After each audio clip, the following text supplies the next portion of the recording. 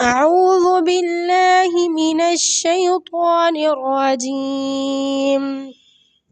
ويسألونك عن ذي القرنين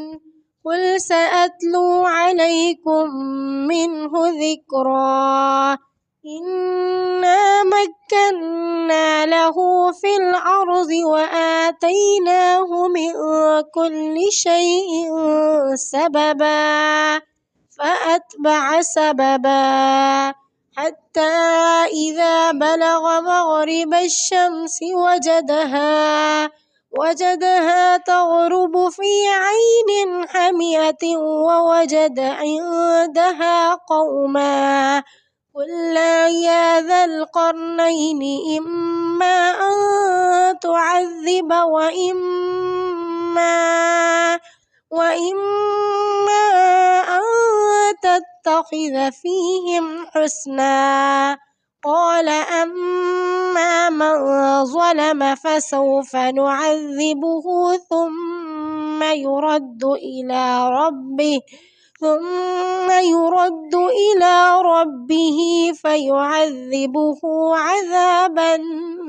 نكرا وأما من آمن وعمل صالحا فله جزاء الحسنى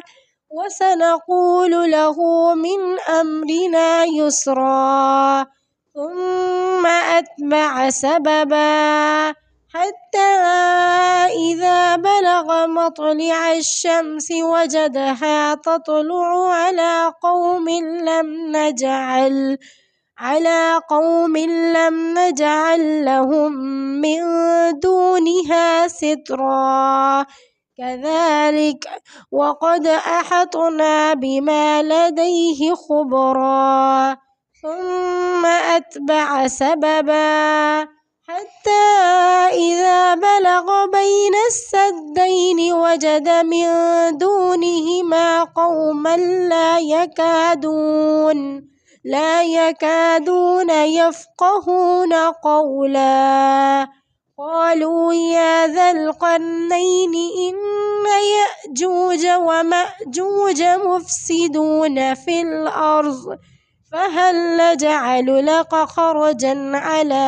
أن تجعل بيننا وبينهم سدا قال ما مكني فيه ربي خير فاعينوني بقوة أجعل بينكم وبينهم ردما آتوني زبر الحديد حتى إذا ساوى بين الصدفين قال انفخوا حتى إذا جعله نارا قال آتوني أفرغ عليه قطرا فما استطاعوا أن يظهروه وما استطاعوا له نقبا قال هذا رحمة من ربي فإذا جاء وعد ربي جعله دكا وكان وعد ربي حقا وتركنا بعضهم يومئذ يموج في بعض ونفخ في الصور فجمعناهم جمعا وعرضنا جهنم يومئذ للكافرين عرضا الذين كانت أعينهم في غطاء عن ذكري وكانوا لا يستطيعون سمعا. كتاب الله دستوري